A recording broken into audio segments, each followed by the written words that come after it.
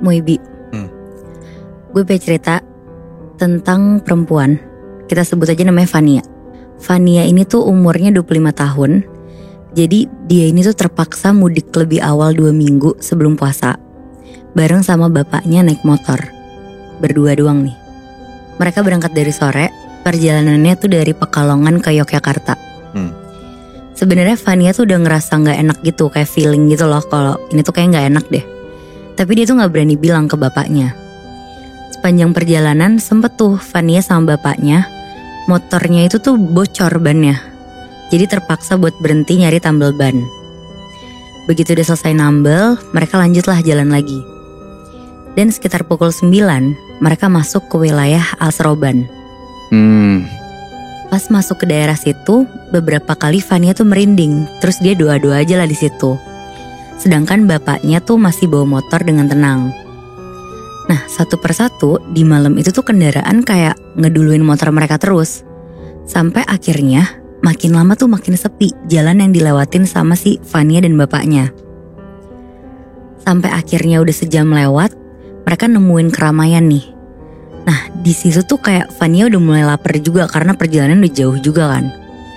Dan pas banget dari jauh tuh kelihatan kayak ada warung remang-remang di pinggir jalan. Akhirnya karena kelihatan lampunya tuh terang dan kayak warna orange gitu, di situ tuh kelihatan ada 2 pengunjung warung juga. Akhirnya bapaknya sengaja nepi terus ngajak Fania buat makan dulu. Nah, pas mereka udah sampai di sana, gak lama pemilik warungnya tuh muncul. Pemiliknya tuh kakek-kakek, umurnya tuh sekitar 70 tahunan.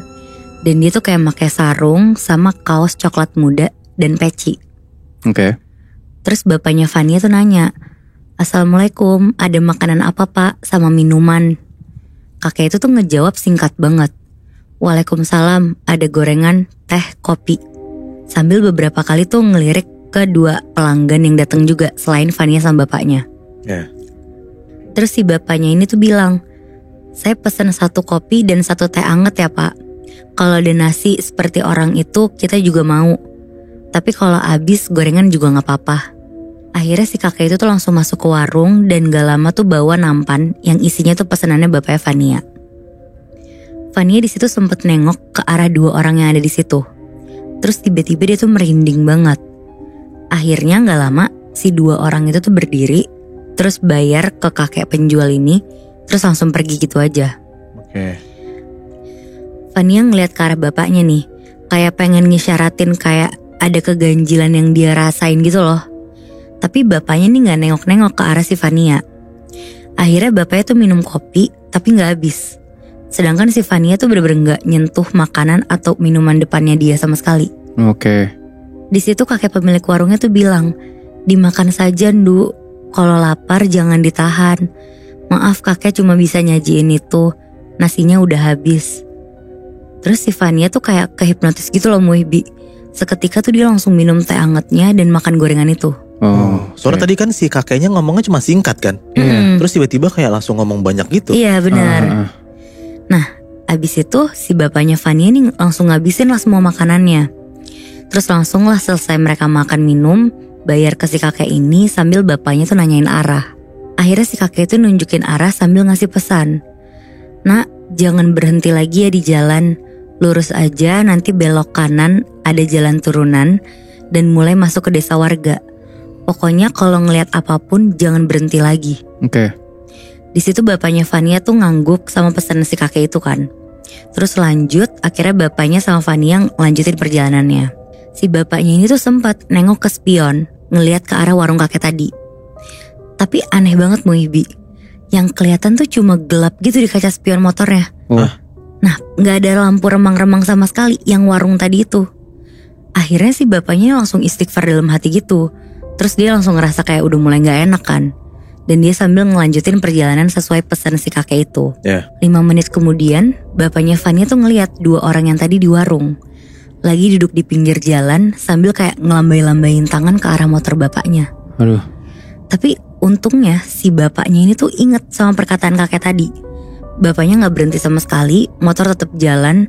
Terus sampai kurang lebih 5 menit kemudian, si bapak tuh ngeliat 2 orang itu dengan posisi yang sama masih ngelambain tangan ke arah motor. Ya gila. Terus di situ si Vania langsung melukin bapaknya lah tuh. Dia udah sadar tuh kondisi itu tuh kayak udah lumayan horor kan. Tapi untungnya bapaknya tuh tetap maju ke depan aja, nggak berhentiin motornya sama sekali. Nah ada kali Muibi setengah jam tanpa berhenti, mereka tuh berdua ngelewatin orang itu tuh berkali-kali. Terus-terusan jadi maju ada orang itu, maju ada lagi. Gila. Dan di situ bapaknya juga udah mulai ketakutan tuh. Tapi dia bener-bener keinget omongan kakek itu. Sampai akhirnya bener-bener jalan terus aja deh, mau berkali-kali ketemu. Ya udah yang penting gue jalan terus. Iya. Sampai tiba-tiba motor bapak sama Vania tuh kayak dihadang sama sosok besar banget tinggi kayak raksasa gitu. Sampai mereka tuh udah bener-bener gak bisa jalan karena kehalangan. Iya. Di situ bapaknya tuh zikir kenceng banget Muhibi. Dan Vania juga baca-baca doa yang dia hafal. Tapi mereka berdua tuh bener-bener gak turun dari motor sama sekali. Dan setelah 5 menit mereka dihadang sama sosok besar itu, tiba-tiba sosok itu tuh untungnya hilang. Dan mereka tiba-tiba ada di jalan yang belok kanan. Terus jalanannya mulai turun ke bawah. Yang karena warga desa. Iya. Ini kasih tahu si kakek tadi ya. Benar. Oke. Nah meskipun sampai di Jogja tuh sekitar pukul 1 pagi, bapaknya sama Vania tuh bersyukur banget lah bisa sampai rumah dengan selamat akhirnya. Terus usut punya usut Muhibi, warung remang-remang tempat mereka berhenti itu tuh ternyata bukan punya manusia. Tapi penunggu di alas roban. Ya gila. Dan entah kopi, teh, gorengan yang mereka makan tuh gak tahu dari bahan apa kan. Iya. Yang jelas kayak temennya bapaknya Vania ini ngejelasin kalau nasi yang dimakan 2 orang tadi itu tuh pertanda mereka penghuni alas roban. Oh shit. Dan 2 orang itu tuh korban kecelakaan yang meninggal di sana. Astagfirullahaladzim. Nah arwahnya tuh sering menyesatkan sama ngegangguin pengendara yang melintas emang. Si 2 orang itu? Iya, seakan-akan kayak nyari temen gitu. Terus di situ bapaknya sama Vania tuh bener-bener gak berhenti bersyukur lah. Pokoknya lepas dari kemungkinan tersesat atau kecelakaan berkat bantuan si kakek itu juga kan sebenarnya. Iya. Nah mungkin karena bapaknya tuh ngucapin salam saat pertama kali mulai percakapan sama kakek itu loh Muibi. Jadi ngebuat kakek itu tuh baik untuk ngasih petunjuk gitu. Nah setelah itu pagi atau siang pas bapaknya dan Vania ngelintas di alas roban, mereka tuh udah gak pernah lagi tuh nemuin wujud warung misterius punya si kakek ini. Dan sejak peristiwa itu, mereka tuh udah gak berani ngelakuin perjalanan sore atau malam hari ngelewatin alas roban. Soalnya masalahnya tuh gue selalu pernah denger alas roban tuh tempat yang angker banget gitu loh. Emang Iya, sih. bener. Emang dan itu epic banget anjir, lu disasarin sampai berkali-kali ngelihat sosok yang kayak gitu. Parah banget sih.